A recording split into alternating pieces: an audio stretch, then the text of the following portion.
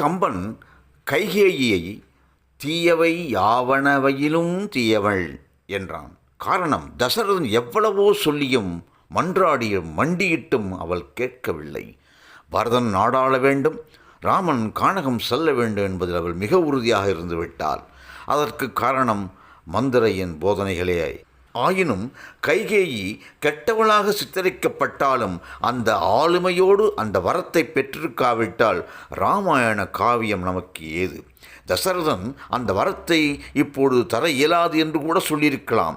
என்ன சிக்கல் என்றால், ராமன் நாடாண்டால் கைகேயி உயிர்துறப்பாள், ராமன் கானகம் சென்றால் தசரதன் உயிர்துறப்பான் என்பதையும், கொடுத்த வரத்தை காப்பாற்ற முடியாத பழிச்சொல்லை ஏற்க நேரிடும் என்ற காரணத்தினால் அந்த பழிச்சொல் தம்மை தீண்டாவண்ணம் கேட்ட வரத்தை தந்தான் தசரதன்.